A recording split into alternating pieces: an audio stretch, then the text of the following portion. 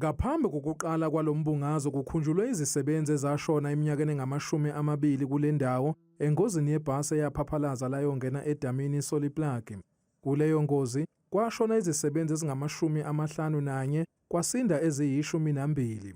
Ethula inkulumo yosuku lwezisebenzi umengameli we-ANC uthe kumele kube nobumbano kuMadlandawonye ukuze bakwazi ukubhekana nezinselele ngoba ngeke bazinqobe uma kunokwehlukana phakathi. We need to sit down all together as the alliance to discuss the alliance, how we can strengthen it, how we can reconfigure it so that this alliance continues to lead the attainment of the National Democratic Revolution. Unobhala jikelele we-SACP uSolimapayile uthi kumele Amadlandawonye alungise ubuqembuqembu ababhekene nabo ukuze kubhekwane nezinselelo zakuleli.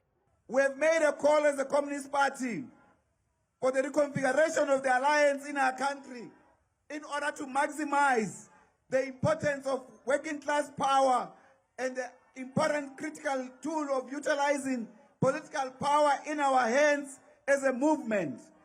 Nomengameli wekhosathu Zingiswa Losi uhambe emazweni kaMapayile ngokubambisana kwaMadlandawonye ikakhulukazi ngokuqokwa kwabathile ekusebenzeleni elakuleli.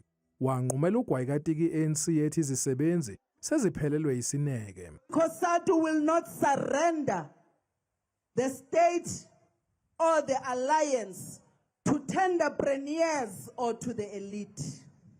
We will insist, President, that the ANC return to its roots as the force of the left and bias towards the working class.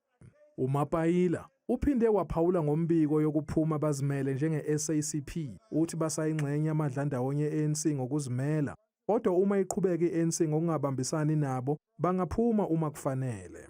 No one is forcing us to be in the alliance. It's our own decision to be there.